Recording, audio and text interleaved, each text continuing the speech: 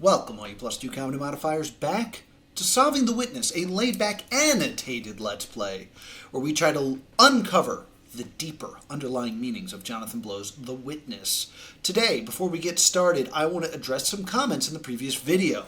Pedro Paulo mentions that the structure that I say, the model that we go by, and I say I don't think that appears anywhere on the island. It does. It's very clearly the greenhouse section. That's what I call it. It's the area on the side of the mountain where you look through glass to kind of change the color of the sun so you can properly match things up. It is very clearly that area, and it's going to be made very clear in this episode that that's the area that the model is showing. Pedro also brings up the fact that the screen at the bottom of the mountain, the last puzzle that I solved in the previous episode, I claim is a CRT television.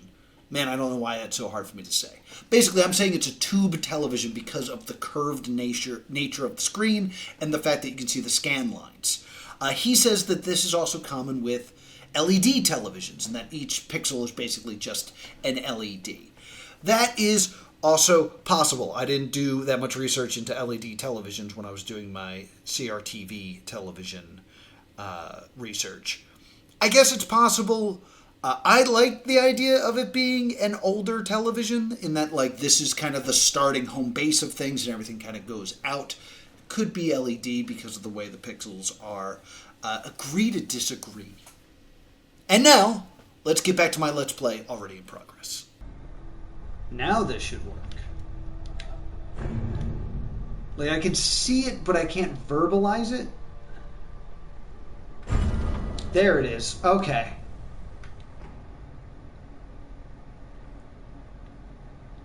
Yeah, so it's basically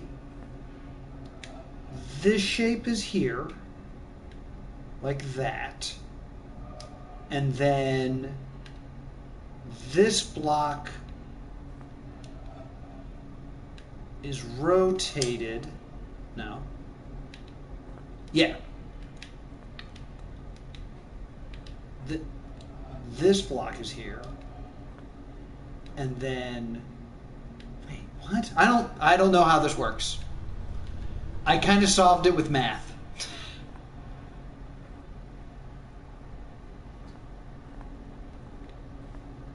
When I do the annotated version of this, I'll fill in all the boxes for you, and you guys will be able to see it. So, funny story. I said that I would show exactly how the blocks work in this solution so you guys could see it. And I decided I wanted to be lazy, and I looked up a walkthrough. And I was like, oh, they'll probably have the picture. And when I looked up the walkthrough, it had an entirely different solution that looks like this. We'll get back to that in a second. For my solution, the blocks actually line up like this. I hope I'm pointing in the right direction for wherever I've been placed on screen.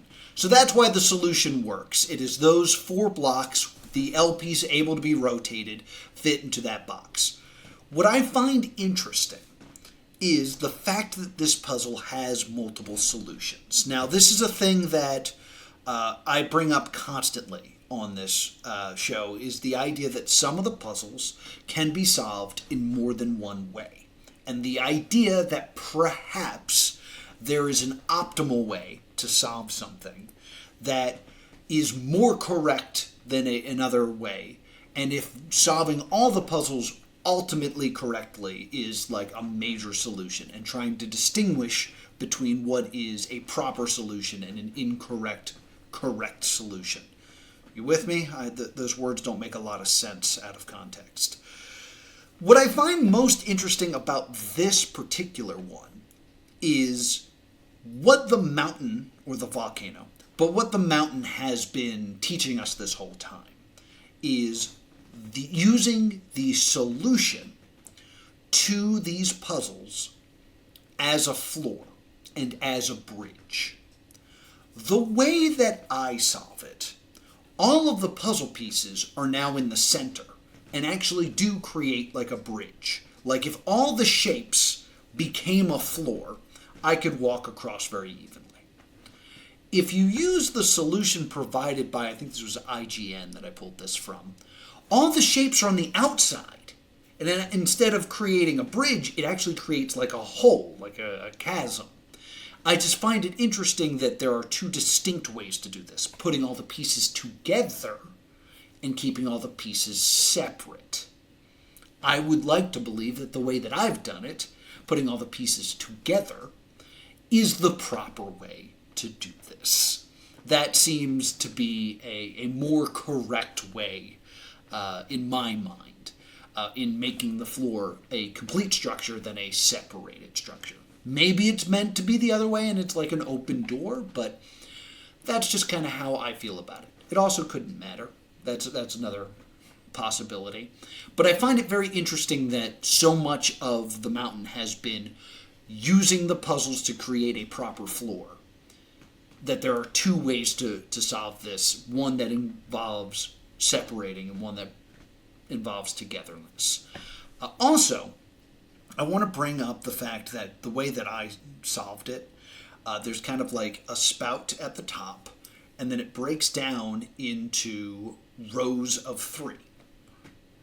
This kind of reminds me of the vases in the glass factory.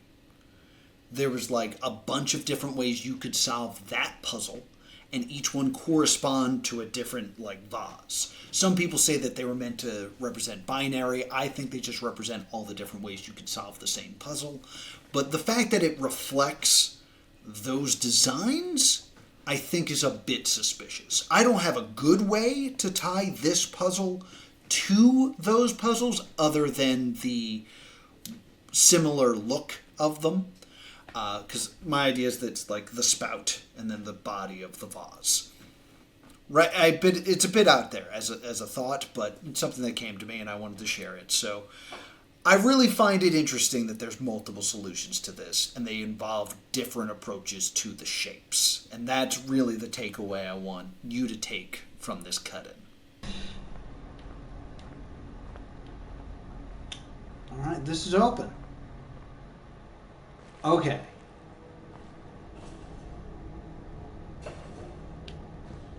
So this is where like my knowledge is kind of like messed up.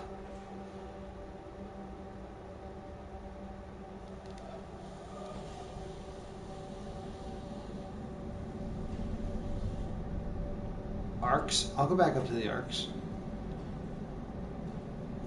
Just look at all the hexagons. Lots of hexagons again. There's clearly a cable that runs down here. Well, I almost thought I saw his hand move and it freaked me out.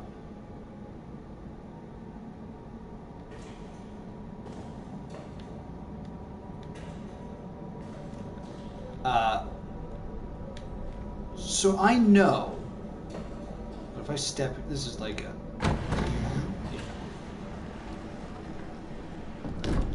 all right.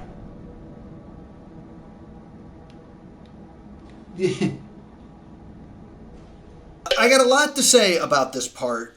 This is not a room we're going to spend a lot of time in today, so I just kind of want to touch on a few things that I notice here. I'm sure I'll get back to this. First off, on the left and right sides, you have the two kind of areas that have those hexagon stones. I've said this before, hexagons are there because that's how the ground looks after a volcanic eruption. So that's just remnants of the volcano. We also talk about how there's 6 videos in the windmill and the 6 different concepts.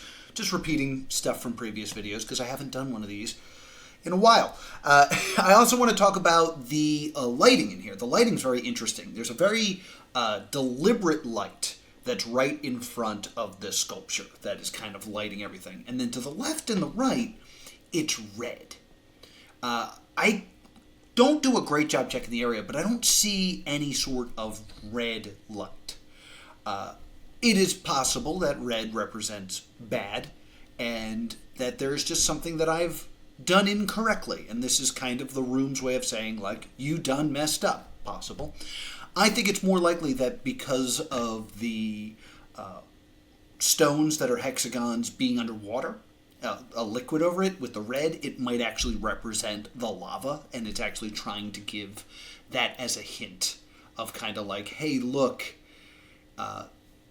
this represents what used to be lava, and there's no lava anymore because we're constantly pumping water into it to keep everything cool. So there's my thoughts on that. The sculptor sitting there, there's a very interesting kind of parallel that they keep here, in that the tools of creation keep coming up. It is throughout the entire game that you see sculpting tools. And sometimes they're actually like stored near laptops. And here we have someone using a pencil. The sculpting tools could be like, oh, they use them to make all these statues. But I think it really comes to the idea of creating a world. The world that we physically live in is sculpted by humans and fashioned in our own image, really, to match the world we want to create and live in. But a virtual world is created with computers. So I think the motif of creation and the creation of art through sculpting and digital sculpting is kind of being reinforced here. I also want to talk about the symbols that are next to him. All the different symbols are physically there in what I am going to assume is a box of ideas. And the idea of laying the groundwork and laying these symbols that are physical and tactile into the puzzles is, that bridge from a physical world to a virtual world. I also want to talk about how having all those symbols there represents all the different areas of the island. And the only thing that's really missing, because it's not symbol-based, is the keep area, where you actually physically walk through different mazes. But in this room is one of those pressure tiles that you stand on to walk the mazes. So with that inclusion, pretty much every area is represented in this room, a combined all the knowledge. You could say that the orchard is not there because there's no apple. I would then respond with, well, these are all the ones that have lasers. Then again, I don't know how the shrine would then be represented, since that is kind of a area of perceptive and like viewing things. So I don't know how the shrine would be represented in this room. That being said, the puzzles that I do open by stepping on that, they are randomly generated, and they are on the timer. So basically, if you step on them, you only have a few moments to solve those puzzles before they close, and they are different when they reopen. This is like a final challenge before the final area, saying like not only show that you have mastery of this, but show that you can, do it quickly. What's fun about this is I think it kind of creates this feeling of like, ooh, a timer. A time pressure is kind of a new element here. I wish they did more with this. This is such a cool concept to introduce this late stage of the game. That would have been cool to see elsewhere on the island. Yeah, he's just playing Drawful. Oh, it got upset that I walked away. Interesting. So I know that there's a way that I think this opens. And the clue for that, oh look, you can actually kind of see the arcs. Kind of like the arcs from above. Interesting. But there's a clue that there's a path here because you can see how it ends over here.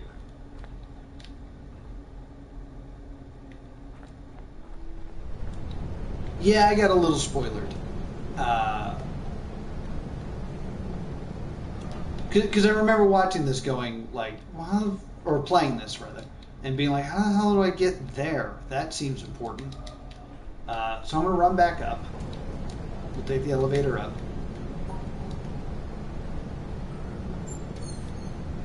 And I'll try to look at the thing I missed last time, so...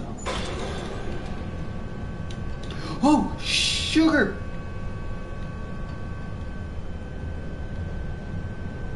I fell off the damn elevator.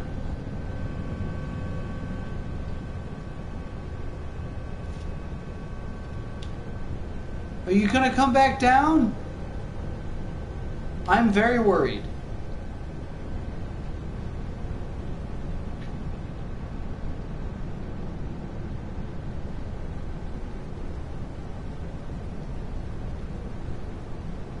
I mean, the shadow of it looks really weird going up.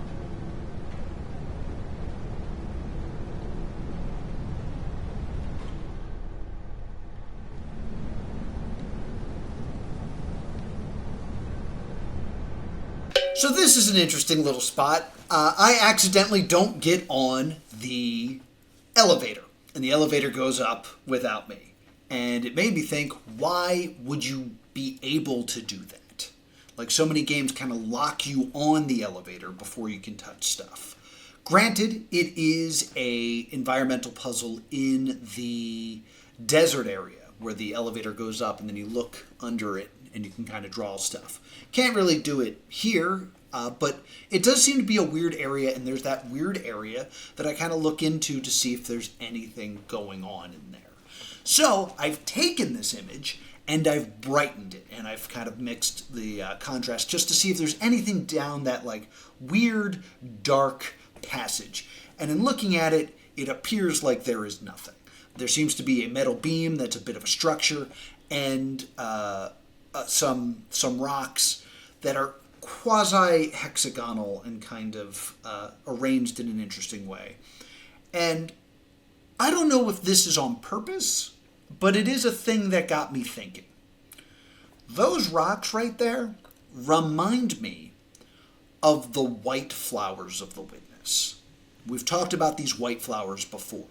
Hidden all around the island of the Witness are these white flowers. The white flowers kind of tip off what the rule of each area is. In the shady trees area, there's a white flower under a shadow. In the treehouse area, there are a pair of two flowers together, trying to explain the idea of the sun area. So each one kind of has, or the sun's as a symbol area. The sun area, the one that actually uses the glare, the flower is actually next to a metal panel that has a glare reflection of the flowers. So each one kind of reveals the rules. So seeing this stone structure that kind of looked like the flowers got my mind going. This stone structure looks like the flowers, and it is a centerpiece surrounded by 6 stones. The flowers themselves are a hexagon.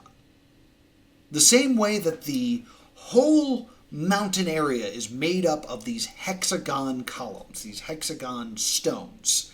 The flowers have the center part of the flower, and then the petals around it are grouped in 6.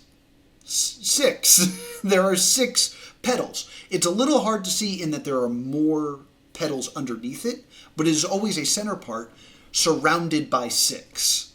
So this kind of motif of the hexagon continues through with like these rules. So the idea that these hexagons represent the rules of the island make a lot of sense, because you know what else is a hexagon?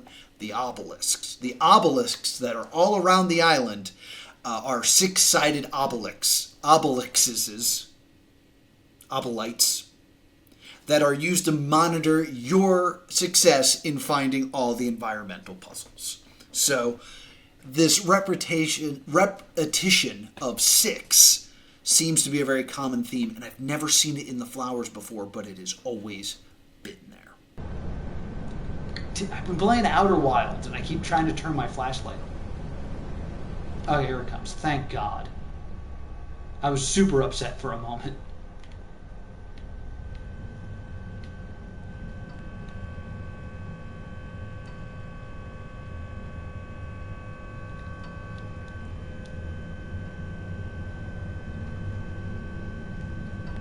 Come on down.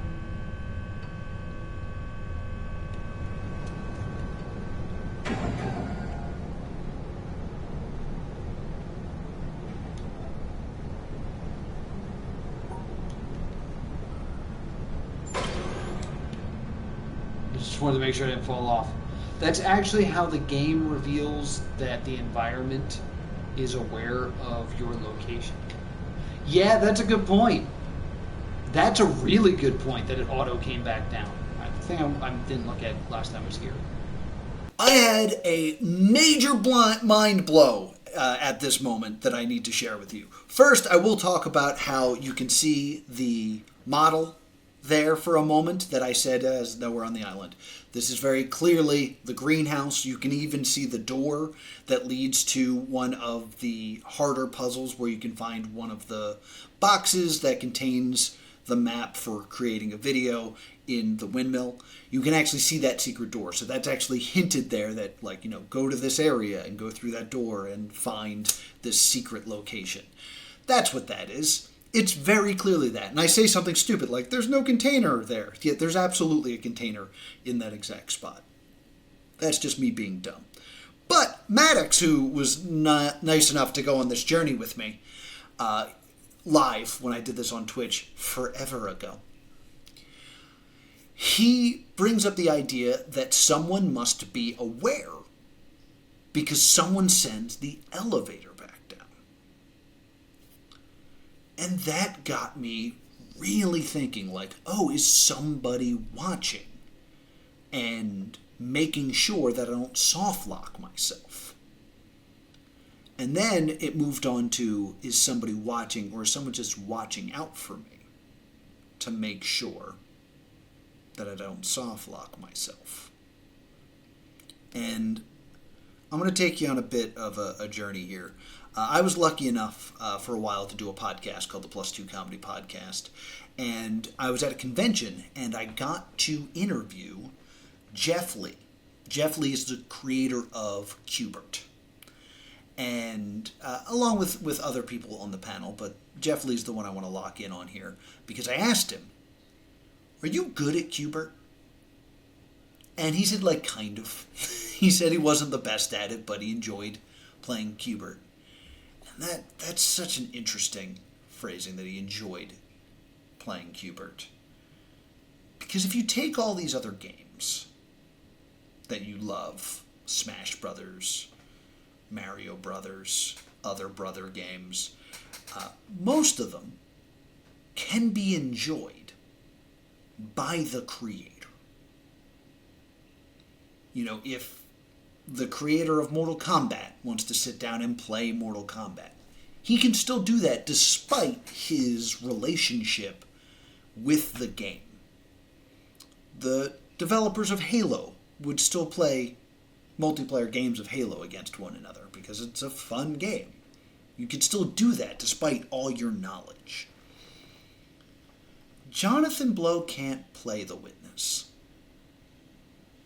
because of his relationship with The Witness. He can never actually play it. He can never actually experience it. He can create it, but he will never get the chance to actually play. I spent so much time on this series asking a simple question of, why is the game called The Witness? I think a very obvious question I missed is, who is the witness? I think there's a good chance the witness is Jonathan Blow.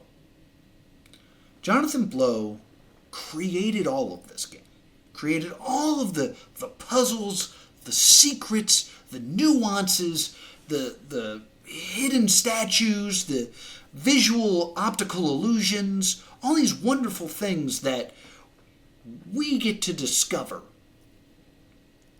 But that's not an experience he will ever actually get to enjoy. Because there's no discovery when you're the one who put it there. He can only sit back and witness us playing it. I've made a lot of comments about how this is just a virtual simulation. Then, in canon, it's a video game. But it's also a video game in reality.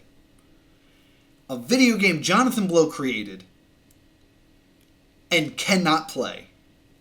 Only Witness. He is the god of this world.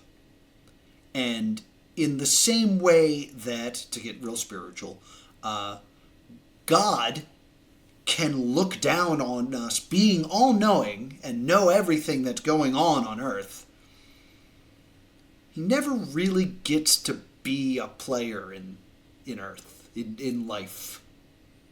I mean, he sent Jesus down, depending on your faith, and that's a way that he got to actually experience the world he created.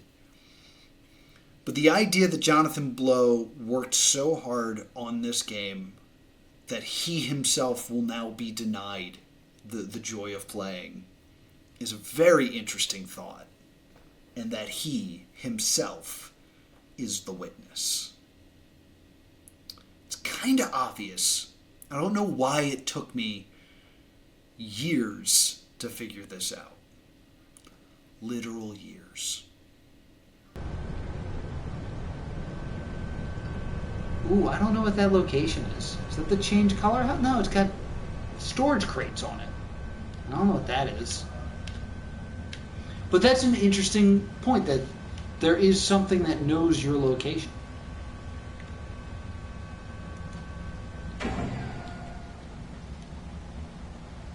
I haven't seen one of those locations yet. Interesting.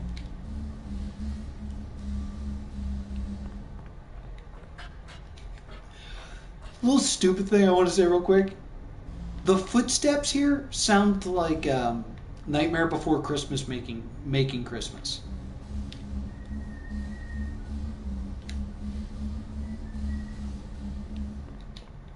I don't know, maybe only I hear it.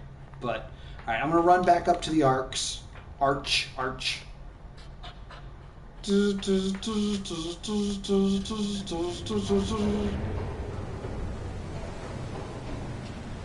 through here. Get some fresh air.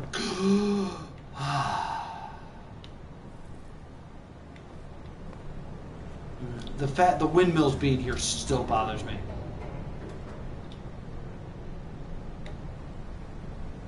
I've never tried looking down to see if the bottom floor is any. I doubt it.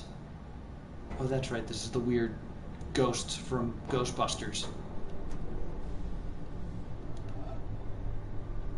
Yeah, it just shuts off the thing. Good thinking, though.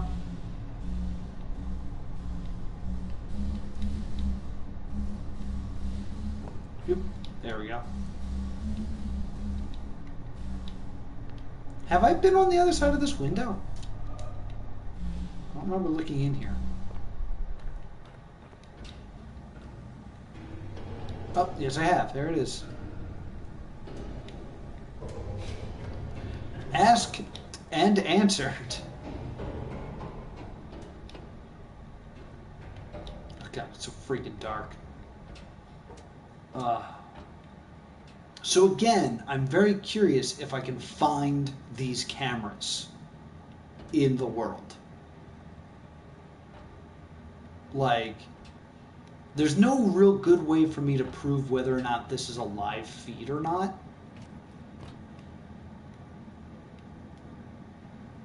Actually, maybe. Actually, it's not. I can prove it's not a live feed because this is not how I left this area. The bridge is not connected. So this is not a live feed. Interesting. So the cameras might not be there anymore. I should be able to find still, like, some sort of remnants of camera. This is a helicopter. Yeah, also the lasers aren't on. Like, that's another more obvious way. But I don't know, this is completed though, so this might be a live feed.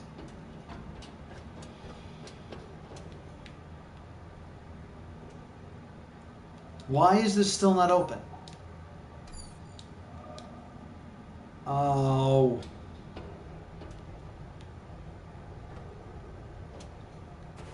I thought I made it to the point. As I cut my head off. I thought thought I made it to the point where... Yeah, I noticed one of the latches is still closed. But I thought I activated the last thing when I went down there. At least that's what I was expecting to happen. Because... I don't think I've missed any of the lasers. The keep's up. Treehouse. Swamp. This is the one I can really like run into.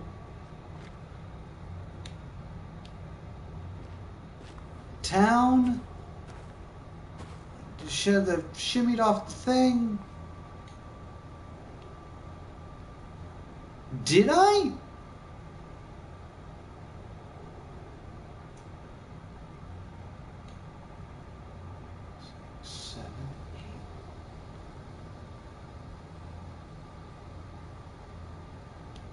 Just looked at it. What? Oh! Oh, I got chills. I got chills that just happened. I honestly did not know this. When I explain why I got chills and freaked out in that moment, there was a brief moment there where I thought activating all the lasers made that panel actually do something. And if I were to actually do that panel, it would then actually light up the final laser. It's very clear that I haven't done the one in the bamboo forest. You can see it repeatedly in this video. I'll even circle it at one point. But that's why I'm like, oh my god, I got chills. This being here is actually a laser. That's why it's orange, is what my brain is saying. And I never say any of that out loud because I'm very wrong.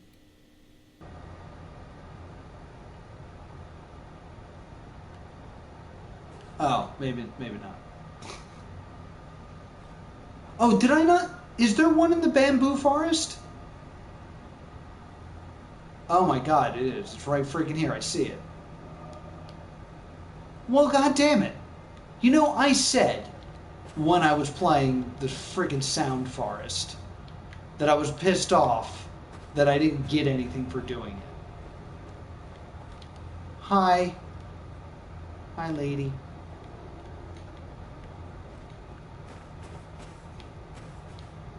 Did I, like, just for my own sanity, did I miss this, or was there something I had to do inside the mountain to allow me to... How the freak do I get down here?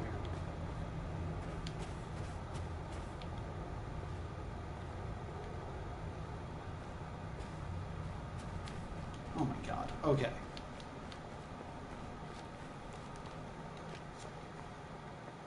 This is so funny because I've already done this, right? Just for my sanity, yes. On Friday, on +2 Comedy Gaming on YouTube, will actually be the Bamboo Forest. Like, that's the next episode that is coming out, is the Bamboo Forest. I thought I finished it. I can't even get down the goddamn mountain now.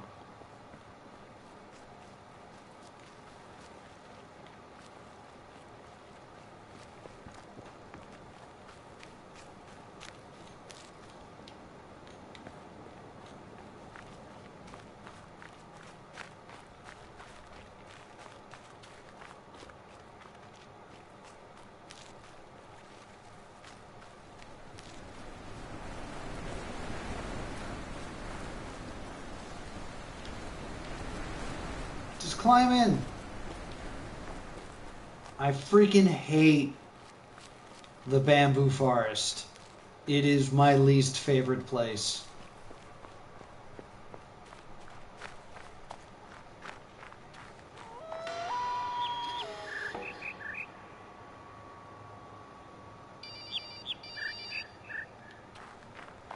Just hearing those sounds again just made me sad. So I gotta run across. I already got that thing. But if you come up here,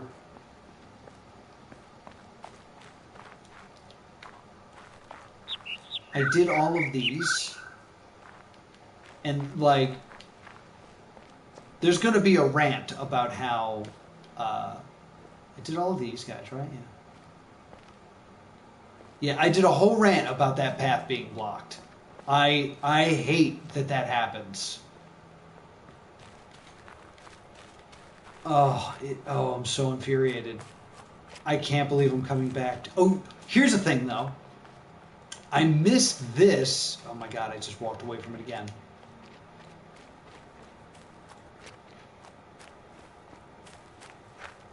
Hold on. Because this is another thing. While editing, I come up here.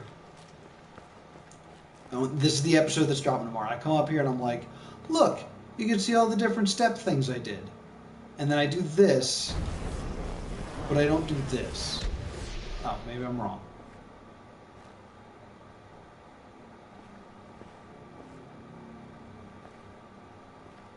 I'm just wrong. Okay, never mind. Alright, so I gotta get around this. Oh, God. I hate this damn. Oh, and this is the thing that brings me to the tree that doesn't do anything. I also have a rant about how much I hate this tree. Where's the tree that doesn't do anything? This. Freaking hate this tree. What do you do? What do you do? What's your purpose? I hate you. I touch you with my dot. Yeah, I talk about this tree a lot, and past video. Truth of the matter is, it's really just kind of like showing off the end of that area. There's been this common thing where at the end of each area where you do the laser, that there's kind of like a culmination of the thing you learned. Think about the Shady Trees area where there is that like big puzzle that uses both types of like follow the shadow and avoid the shadow puzzles, things like that. This is what is called a shepherd's tone. This is a sound that if you listen to continuously will sound like it is constantly raising in pitch, which it is not. It's just kind of like an auditorial illusion. And that would break these puzzles in that you are constantly trying to go up and down around the wavelengths of the puzzles in this area, because it's all about pitch in this area. So the idea that it is all of them kind of creates this thing where it has to be on all sides, and thus the the spiral nature of the tree like visually makes sense. It's a good visual representation of a shepherd's tone. That's really what this is. For some reason, when I was playing this, got obsessed with this tree, and I was like, there's got to be something here. I think it's because I hate this area so much and I wanted a better reward. I also fail to walk behind it to do the laser in this episode. So get excited for the next episode where I find it. What is your purpose? I hate that tree. I hate it.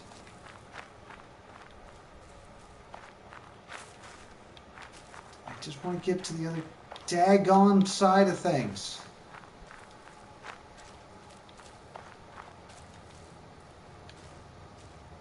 Yeah, and I hate it. I hate the sound.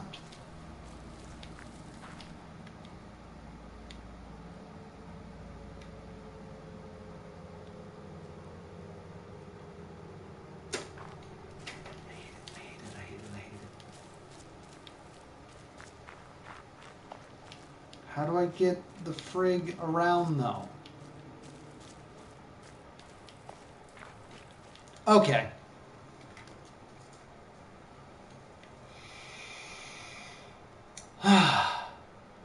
I'm done for the day. We will come back, and oh my god, all my shirt's disappearing. All my Roccos are blending in with my green screen. But in any case, that's going to do it for another exciting edition of Solving the Witness. And that's going to do it for another edition of Solving the Witness. Here are your takeaways for this.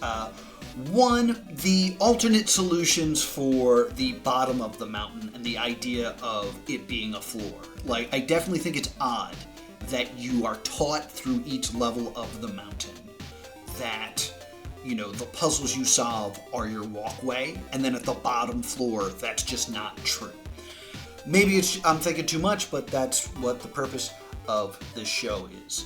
What do you think of that last room that I walk into and don't open any doors? Is it a representation of like the culmination of everything in this, with a representation of all the puzzles in there, and the idea of the sculptor of our physical world versus the sculptor of a virtual world? I think that is definitely the parallel that's supposed to be displayed here with this statue.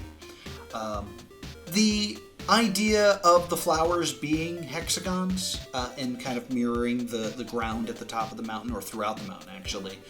Coincidence, or do you think that was intentional? I think it's intentional. I think it's very clearly like the rule of 6 seems to be a constant motif throughout this. Also, is that a hidden rock flower, or is that a coincidence? I'm more inclined to think that's a coincidence, but it is the thing that sparked that idea, so yay, happy accident.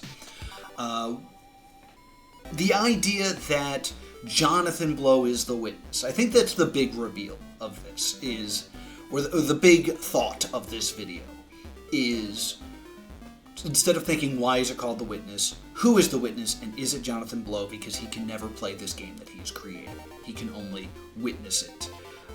And stuff about why the greenhouse is spotlit in the elevator area.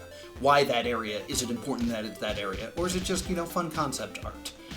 Because, we saw concept art for the shrine already, and for the orchard already, and for the treehouse already. Was it just the turn of the greenhouse area? Very possible. And finally, the shepherd's stone. Just returning to that idea. I think that is a good explanation. Is there more to it? Maybe, but I think a good explanation of just like, this is a visual and audio representation for the culmination of this area. Leave your thoughts, as always, in the comments down below. Thank you so much for supporting this series. I find this episode to be really interesting to me. Like, this is a very special episode because in this episode, I keep saying I just uploaded the episode where I do the bamboo forest. Just showing the distance between when the episode goes up and when I was streaming it. Like, showing that distance is very interesting to me, especially since there's now 2 years between that upload and this upload. And I also sit here today, having checked my Facebook and getting my Facebook memories, and 5 years ago today, I posted starting a new series. Check out Solving the Witness on Twitch.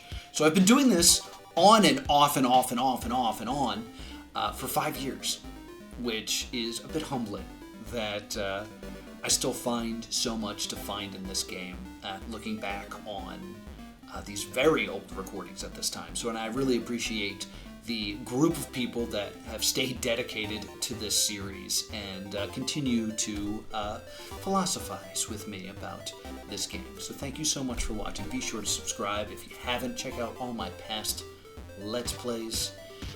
And be sure to join us next time we try to solve